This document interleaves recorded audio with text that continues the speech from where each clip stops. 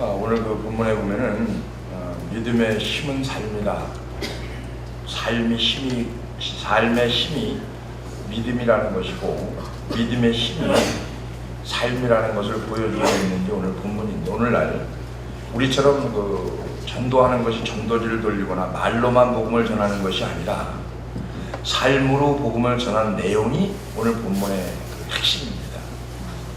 즉 지금의 우리 교회가 일어나고 있는 것처럼 사도행전 교회의 본질을 실질적으로 체험하고 있는 현장이 바로 우리 교회인 것처럼 복음을 들은 사람들이 삶이 변화되는 능력, 또 지금 교회의 그런 모습이 약하다 보니까 이론과 가르치는 것은 많아서 지식은 넘쳐요. 지식은. 네, 새로운 삶의 방식으로서의 교회의 모습과 변화된 성도의 모습이 찾아보기 힘들다는 얘기죠.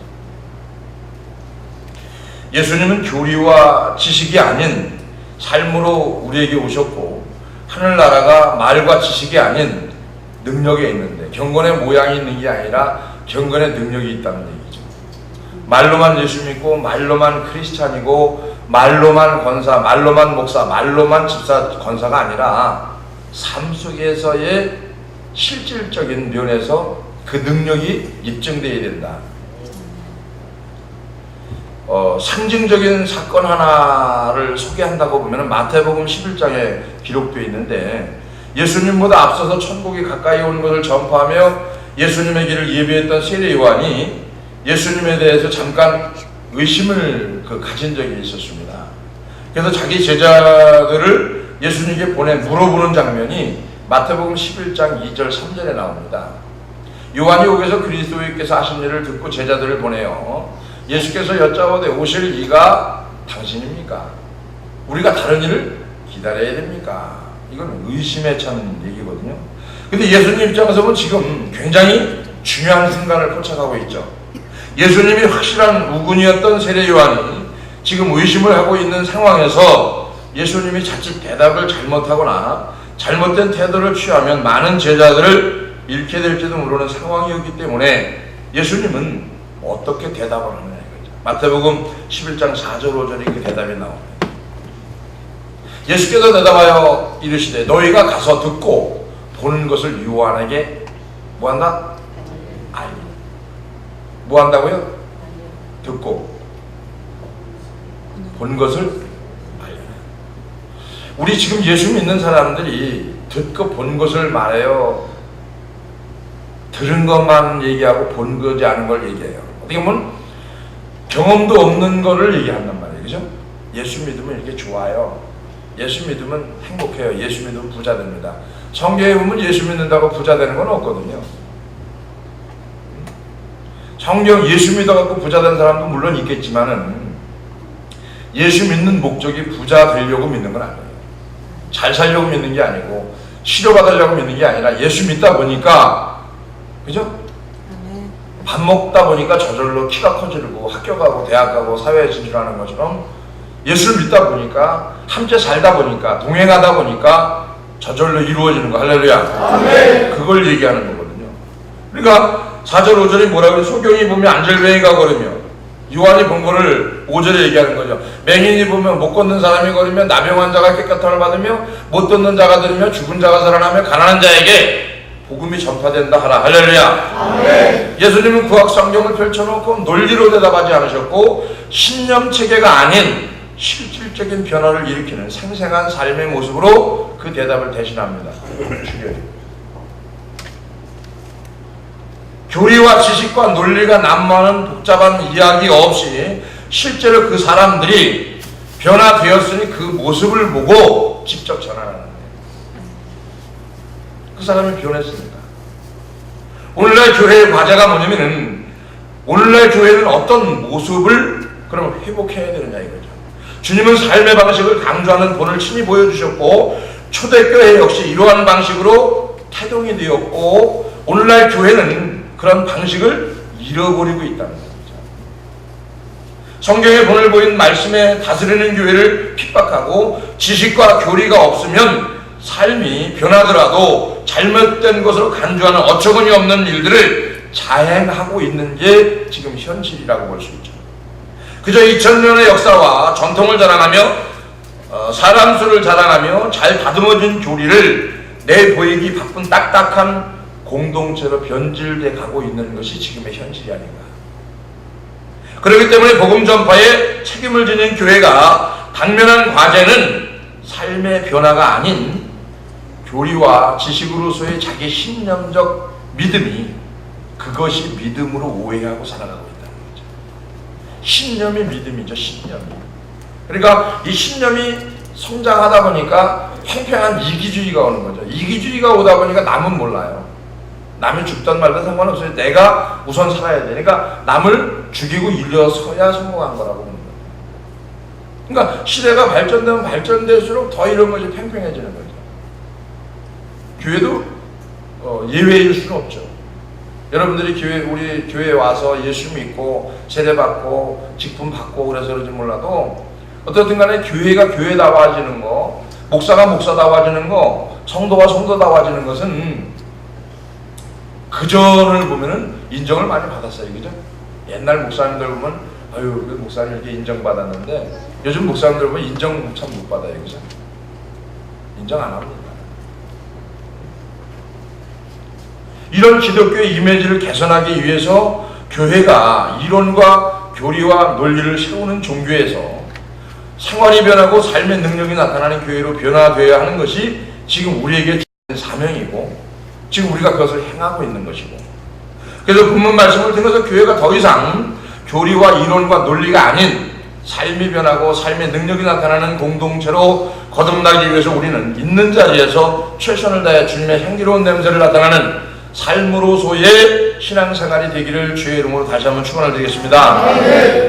2장 19절이죠. 이제부터 너희는 외인도 아니요 나그네도 아니요 오직 성도들과 동일한 시민이요 하나님의 권속이라 그랬어요. 자, 이 말씀은 더 이상 옛 생활에 접어 살지 말고 모든 영적 권리가 부여되었으니까 주님 안에서 그 삶이 이루어져야 된다는 걸 말하는 거죠. 더 이상 옛날 얘기가 아니라, 그죠? 옛 생활을 접어버리고, 그 다음에 모든 영적 권리가 부여되었다 이거. 영적 권리가. 그 권리를 주님 안에서 이루어지는 삶이 되어야 된다라고 강조하고 있고, 우리가 주님 안에서 온전히 하나 되기 위해서는 주님 편에 서서 겸손하게 양보하고 섬기는 본을 보여주는 삶으로 바꿔져야 된다는 거죠. 본이 되는 삶으로 바꿔지는 거죠. 그러려면 뭘 해야 돼요? 기본을 해야 된다. 기본. 믿는 사람이나 안 믿는 사람이나 뭘 해야 돼요? 기본을 해야 돼요. 기본. 어떻게 보면 주님 편에서 겸손하게 양보하고 섬기는 본을 보여주는 삶으로 바뀌어진 삶이 물론 부족한 부분도 있겠죠. 몸부림치면서 바뀌려고 노력하고 그 삶으로 나타나는 신앙의 모습이 지금 우리의 모습이 되어야 되고, 하나됨이라고 하는 것은 우리의 실력으로 이루어질 수 있는 것이 아니기 때문에 나와 마음이 맞지 않고 기질이 다른 사람에게 마음을 여는 거 쉽지 않습니다. 부부가 살면서 서로가 기질이 다르게 살았어요. 환경이 다르게 살았어요. 환경, 자라온 거, 배운 거, 들은 거, 본 거 다 달라요. 다른 사람끼리 만나 살아요. 이거 마음을 여는 거 이거 쉽지 않습니다.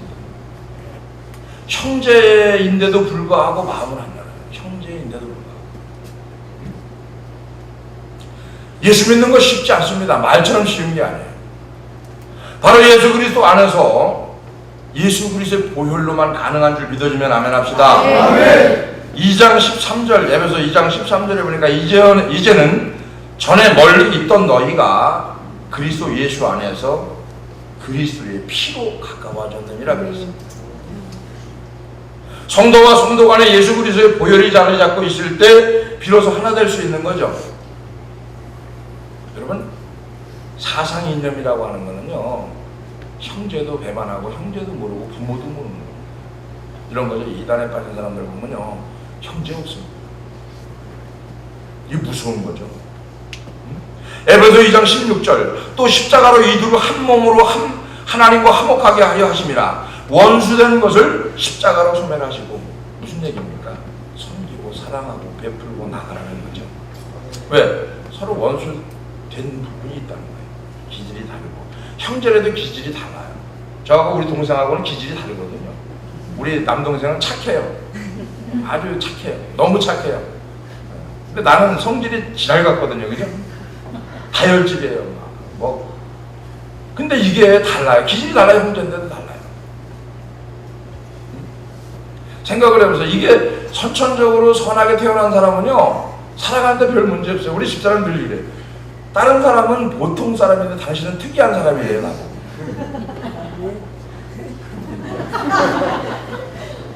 근데 보통 사람은 감옥 가요, 보통 사람은. 그죠? 노태우가 보통 사람이시다 감옥 갔잖아요.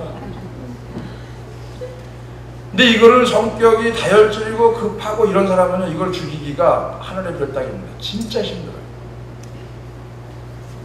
이거를 알아요. 죽여야 되고 베풀어야 되고 사랑해야 되고 감싸야 되고 압니다. 근데 안 돼. 이 속에서 로마서 7장에 있는 말씀처럼 또 다른 법이 나를 사로잡아 버려요. 그러니까 그 다음에 성질 내고 나서 얘기하는 게 뭐냐면 오라 공부한 사람이로다. 이 사망의 몸에서 누가 나를 건져낼 자가 없다. 이거를 20년 넘게 고백하다 보니까 그래도 조금 변한 것 같은데 아직도 제 속에서는 이 혈기가 말도 못해요. 이거 죽이려고 무던히 애를 쓰는데도 쉽지 않습니다. 그러나 선천적으로 선하게 태어난 사람 있잖아요. 선하게. 그래서 그런 부분이죠. 이질적인 사람들을 하나로 묶어주는 것이 정치도 아니고 이념도 아니고 논리도 아니고 오직 예수 그리스도라고 하는 공통 분모라고 하는 거죠. 오직 예수님에 의해서 하나가 되고 보혈로 정결케 하는 것이고 이것이 복음의 능력이고 하나됨의 원리인데 에베소 2장 20절에 예수께서 친히 모퉁이 돌이 되셨느니라. 예수님이 모퉁이 돌이라고 하는 그 상태가 지금 계속 진행 중이고 앞으로도 계속 진행된다는 거죠. 그렇기 때문에 누구라도 자기가 교회의 모퉁이 돌이 되는 양 주인 행세를 하는 것은 가장 악한 것이다라고 하는 거죠. 이 사실을 명심해야 되고 아무리 많은 헌신을 했다 해도 예수님이 아닌 누구라도 교회의 주인이 될 수 없다는 얘기고요.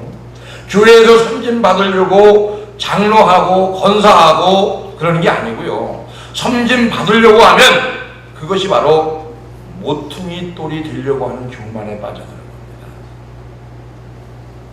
가정에서 직장에서 기분 나쁜 것을 교회에서 성도들에게 화풀이 하려고 하면 이게 가장 악한 거죠. 교회를 헐어버리는 일이죠. 이것은 악하고 게으른 종이요, 이것은 사단의 종노릇 하는 것이요, 주님의 지체를 썩게 하는 죄인이라고 하는 거죠. 교회를 교회되게 하는 것은 주님이 하셨던 것처럼 어떻게 합니까? 목사는 말씀에 전무해야 되고요. 직분자들은 자기 맡은 직분을 잘 감당해야 되고 이것을 감당하지 못하면 주님 앞에 반드시 책망받는다는 얘기죠. 교회를 내 입맛대로 차단하고 변형시킬 수 없는 거. 둘 중 하나죠. 교회는 따라서 하나님의 뜻과 내 뜻대로 살아가느냐 하고요. 그 다음에 하나님의 뜻을 따라가느냐 둘 중에 하나입니다. 다시 말하면 내 인생의 주인으로 주님을 취한 사람이 있고요. 주님을 취하지 않은 사람이 있죠. 우리는 진짜 예수님을 믿어야 되는데 지식으로서의 예수님이 아닌, 그냥 아는 것으로 예수님이 아닌, 이명박 대통령 그 전에 있죠? 알죠? 그런 아는 것으로가 아닌, 그죠? 삶으로서의 예수님을 만나야 된다는 거죠. 삶으로서. 교회는 완성을 향하여 함께 성장해가는 공동체를 지향해야 되는데 그것이 21절, 22절에 보니까 그의 안에서 건물마다 서로 연결하여 주 안에서 성전이 되어가고 성도와 성도가 하나가 되는 거, 가정과 가정이 하나가 되는 거. 너희도 성령 안에서 하나님의 거하실 처소가 되기 위하여 예수 안에서 함께 뭐한다? 지어져 가느니라. 여기서 함께 지어져 간다는 것은 무엇을 전제로 하냐면은 아직 지어져 간다는 건 미완성 상태라는 거죠. 아직 지어지지 않았다는 얘기죠.